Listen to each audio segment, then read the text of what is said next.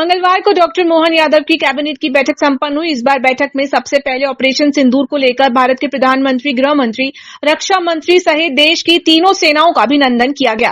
Cabinet के फैसलों की जानकारी देते हुए संसदीय कार्य मंत्री कैलाश विजयवर्गीय ने बताया कि प्रदेश में गेहूं उपार्जन का काम 5 मई तक पूर्ण हो चुका है और इस अवधि में करीब 9 लाख किसानों ने फसल बेचने के लिए पंजीयन कराया था, जिसमें 77.74 लाख मैट्रिक टन गेहूं की खरीदी की गई।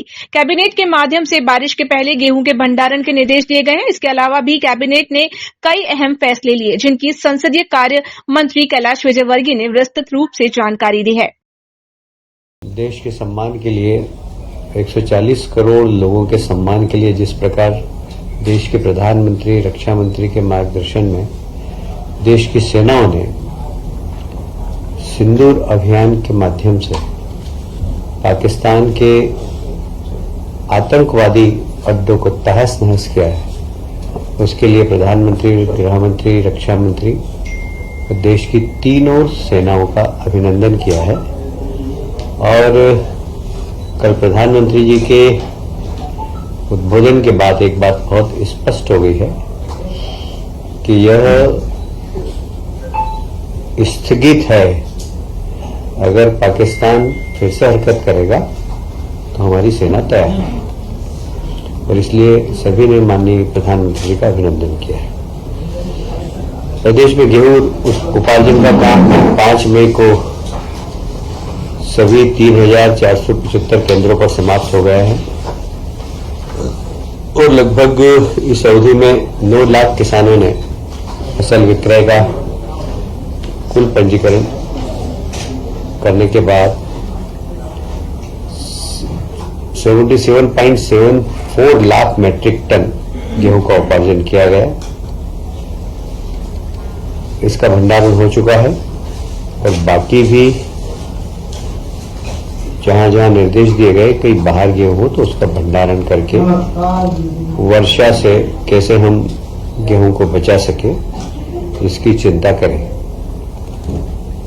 इस पूरे उपार्जन के अंदर जो राशि खर्च हुई है वो 18,842 करोड़ का भुगतान किया गया है। बचा हुआ कुल 18 करोड़ का भुगतान है, वो भी हम जल्दी कर देंगे।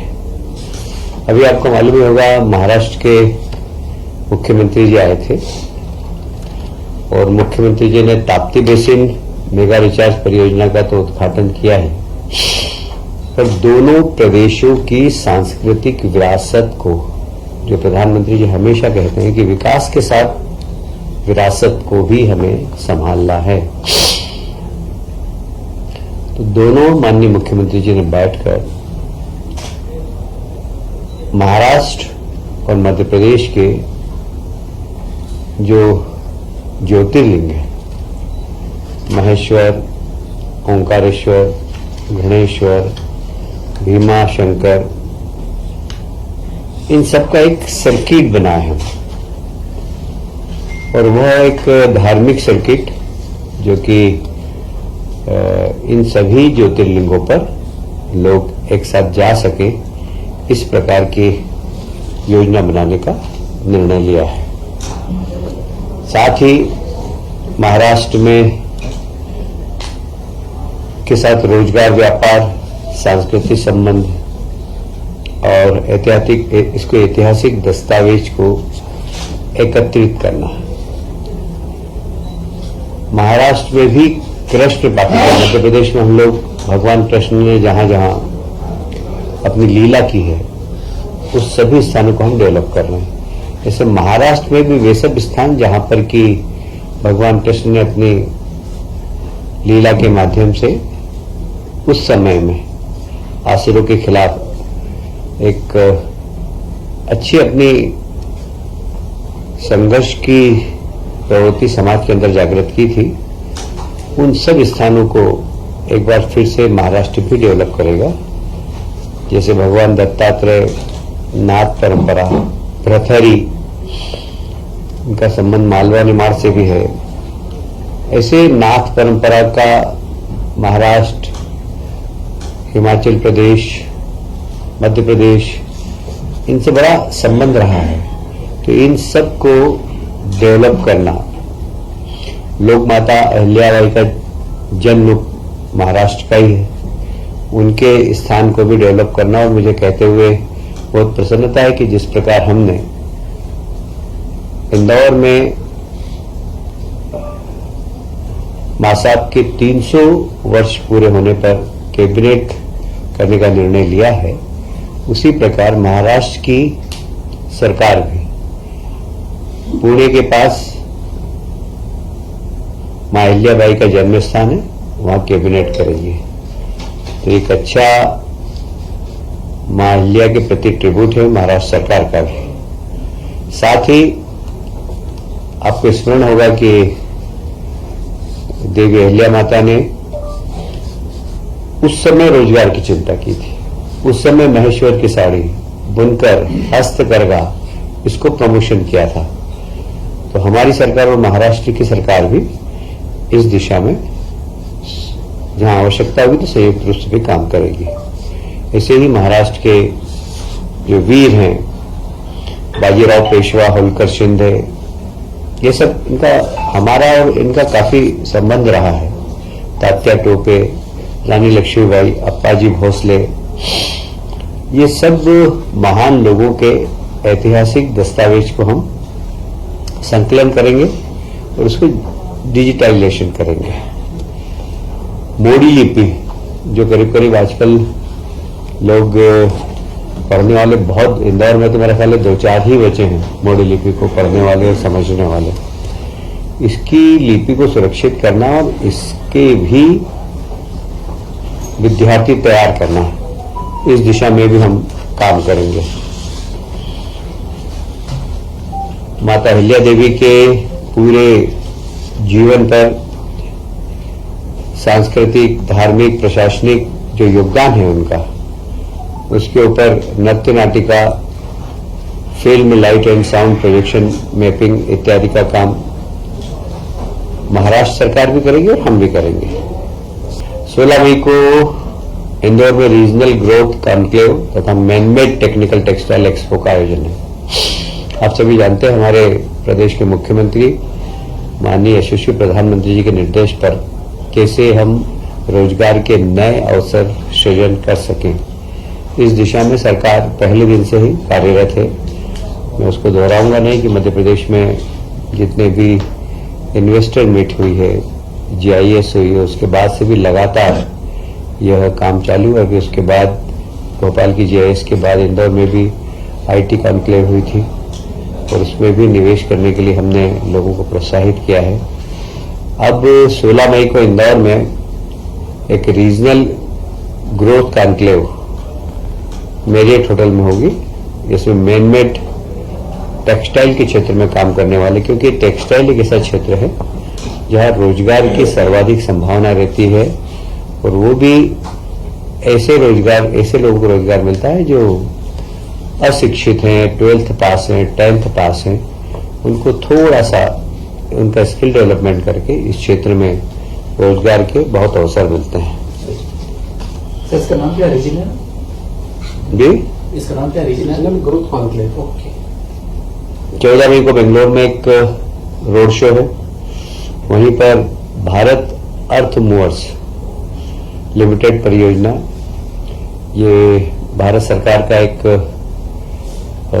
संस्थान है, इसको भूमि आवंटन का भी काम किया जाएगा।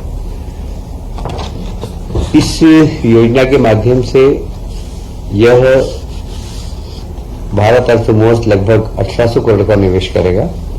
यहाँ यह स्थान होगा इसका गोहरगंज रायसेन BEML द्वारा। यह हाई स्पीड रेल के, मेट्रो ट्रेन के कोचेस बनेंगे और ये मुझे याद आ रहा है ये काफी दिनों से पेंडिंग था, अभी इसको जमीन आवंटन भी हो चुकी है और इन लोगों ने भी सारी, क्योंकि भारत सरकार का प्रोजेक्ट है ये जल्दी ही प्रारंभ होकर वहां के स्थानीय लोगों को रोजगार देने का काम करेगा।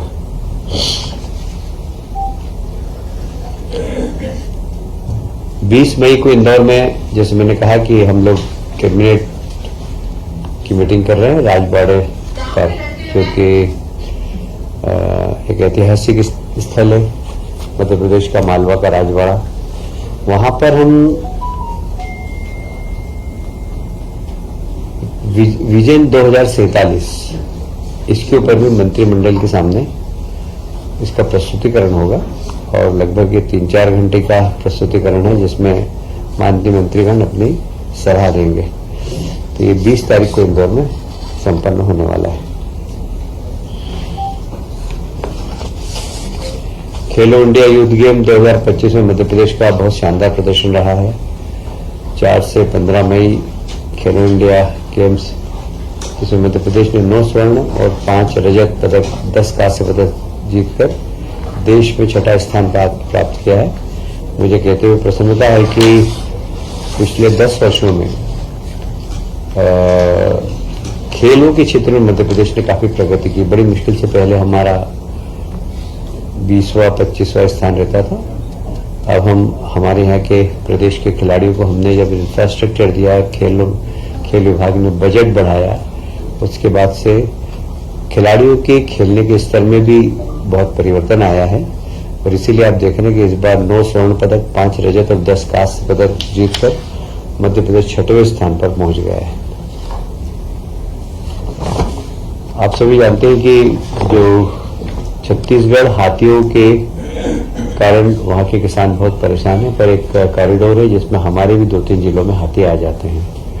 हमने उन हाथियों से किसानों की और वहां के जनजीवन को बचाने के लिए एक 47 करोड़ की बड़ी महत्वाकांक्षी योजना प्रारंभ की है, जिससे कि जंगली हाथियों की सुरक्षा भी हो, जंगली हाथियों के कंट्रोल के लिए वहां पर किस प्रकार उन गांवों को प्रशिक्षित करें। जैसे कि हाथी घुस जाए तो फिर उनको पटाखे फोड़कर उनका मार्ग परिवर्तित करना, ये सब प्रशिक्षण देना, ये सब काम भी होगा। इसमें हमारा EI सर्विलेंस भी वहां पर होगा। हाथी जब आएंगे तो हम पहले से हमें पता लग जाए, उसका एक कंट्रोल रूम होगा जिसमें कि हम उनको रेस्क्यू करके, जैसे हमें जानकारी मिलेगी हम उनको रेस्क्यू करके और एक यथास्थान जंगल में वापस पहुंचा सकें। आप सभी जानते हैं कि जब हाथी बड़ा उग्र हो जाता है तो मानव जाति के लिए बहुत खतरा हो जाता है। तो उग्र भी नहीं हो, इसके लिए बहुत जरूरी है कि वहां के ग्रामीणों को प्रशिक्षण देना कि जानवर को उत्तेजित नहीं करना, ये बहुत ज्यादा जरूरी होता है।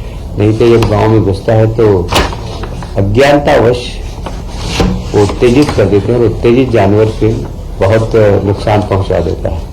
और इसलिए वहां के लोगों को प्रशिक्षण करना और वहां पर एक रैपिड एक्शन टीम तैयार करना, जहां जहां स्थान है उन सब स्थानों पर निगरानी रखना, उनकी ट्रैकिंग करना, पेट्रोलिंग, ये सब व्यवस्था की जाएगी।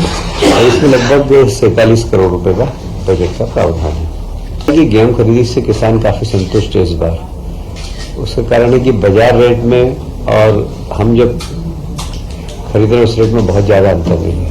अब गेहूं का रेट बढ़ गया है बल्कि बाजार में, इसलिए किसानों को बहुत ज्यादा सरकार को बेचने में रुचि अब कम रह गई है। इसलिए मेरी जानकारी के अनुसार मेरे क्षेत्र के अंदर जहां जहां का प्रभारी वहां तो कोई शिकायत नहीं है।